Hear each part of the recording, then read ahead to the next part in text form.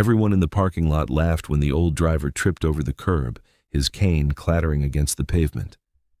Beckett Thorne, the valet supervisor, didn't even try to hide his smirk. "Careful, Gramps," he sneered, loud enough for the crowd to hear. Guests chuckled. Someone filmed it on their phone.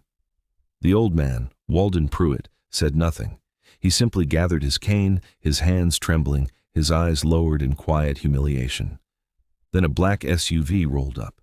Tinted windows, government plates. The driver's door opened first, and the man who stepped out froze mid-stride the moment he saw Walden's face. "Sir?" the valet asked, confused. The man in the suit didn't answer. He walked straight past the valet, past the crowd, and dropped to one knee in front of the old driver everyone had just laughed at. The crowd's laughter died in seconds. Beckett's smirk cracked. "Sir, I'm sure he's just an employee. I can—" "Don't." The man's voice was low, almost broken. He still hadn't looked away from Walden. "Do you have any idea who this man is?" Nobody answered. Walden tried to step back, but the stranger caught his wrist, gently, like something fragile. "Walden Pruitt," the man said, like the name itself hurt. "You don't remember me, do you?" Walden squinted, confused. "Should I?" A woman near the valet stand lowered her phone, her recording suddenly forgotten. Whispers spread. "Who is that? Why is he kneeling?" The man finally stood, eyes wet, jaw tight with something between grief and disbelief. 11 years ago, he said, you pulled a man out of a burning car on Route 9. Nobody ever found out who he was." Beckett's face went pale.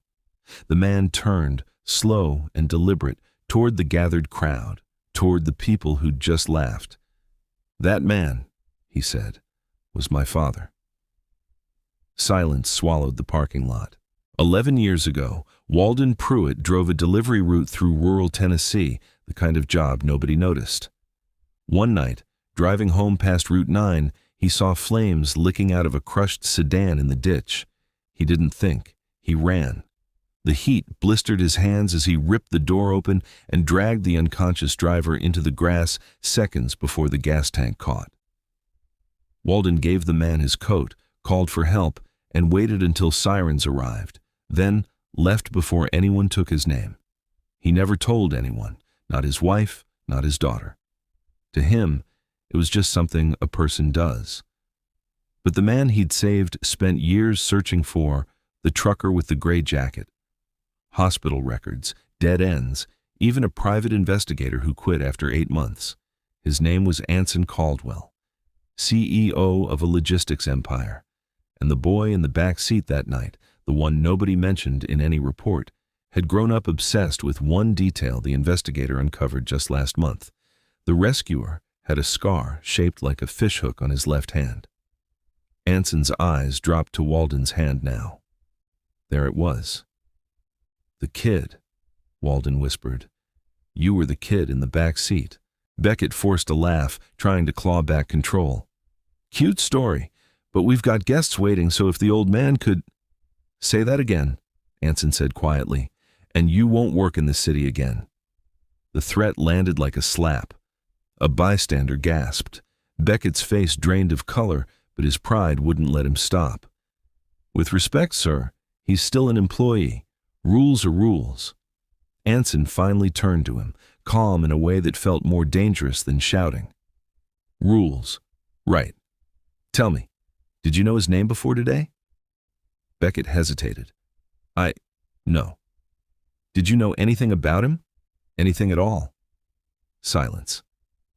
"You mocked a man you knew nothing about," Anson said, "in front of people recording it on their phones." Someone in the crowd murmured, "Oh my God, that's going to be everywhere." Beckett's eyes darted to the phones still raised around him. His arrogance cracked into panic. Then Walden spoke, voice trembling, not from fear but from something deeper. "Anson, does this mean your father—" Anson's jaw tightened. He hadn't said it yet, not out loud. "My father didn't make it," he said. "Not that night. 3 years later. Cancer." The crowd's laughter from minutes ago now felt like a wound.